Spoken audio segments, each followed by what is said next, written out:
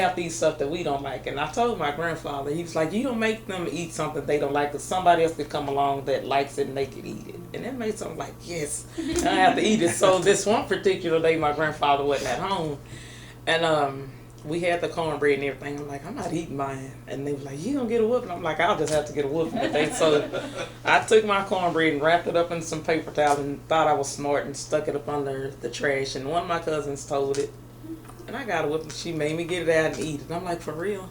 I'm like, okay. And I just sat there, waited till my grandfather got home. I heard that car pull up. I'm running to the door. I'm like, I got a whooping. He say, for what? I say, because I had to eat the cornbread and I threw it in the trash. And he went in there and got onto my grandmother, and I've never ate cornbread since. Never. I can cook it because my kids like it. I don't eat it. I don't like greens, and I don't like cornbread. Just greens meaning spinach, right? No, like the collard greens and the Turnip greens. turnip greens. Oh no, that's a big no for me. I can cook it because my kids like it. I'm like, I'm not eating that. I'm like, who's gonna be the taste tester to tell me how it tastes? And they like, it's good. I'm like, okay, yeah, I like it.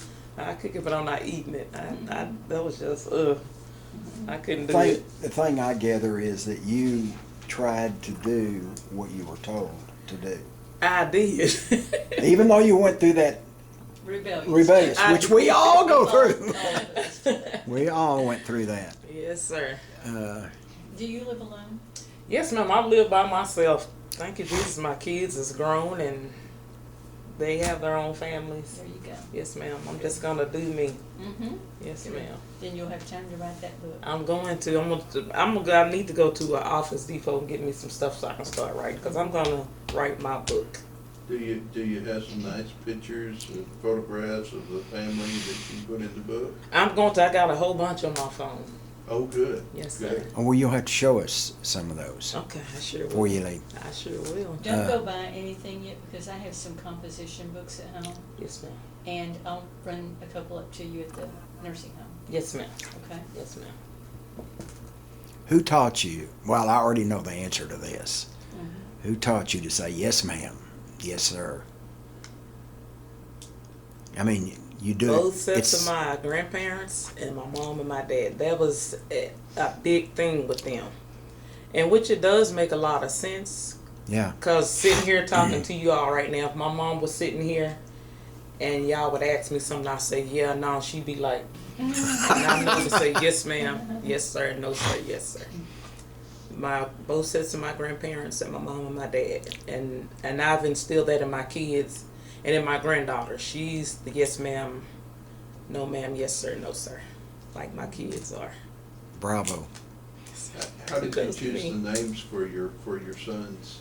Well, my oldest son, his name is Kendrick Drayshawn Price, and one of my older cousins now that are deceased, she named him. She named my son, and then my youngest son, his name is Denzel Jamal Thompson, which I gave him his name from the actors Denzel Washington and Malcolm Jamal. That's where I got his middle name from. Yes. Have you ever been Denzel. married? No, ma'am. Okay. No, ma'am. Denzel Washington. What an as- actor. As a mom, what's been your proudest moment as far as your kids are concerned? Seeing them graduate high school. It was tough on me, but like I say, I did it and I had to do it, because like I told them, y'all not gonna grow up and just do whatever, because it take you 5 seconds to get in trouble and the rest of your life to get out of it. Right. I mean, and they have been in trouble before, but it was just one time each. I said, y'all get one chance. And what do the guys do now? My youngest son is a cell phone tower builder. A cell phone tower? Yes, ma'am. Those Really? the big lights that you see in Cedar Hill, the red one. He Yes. climbs those and Oh. does those, and he's always sending me videos up there doing extra. So I'm like, dude, are you for real? I mean, it's just. And my oldest son, he used to do that same thing, but he's getting ready to change to another job now, because he was dangling off the thing one day, and he was like, "This is not for me. I'm not doing it no more." Right.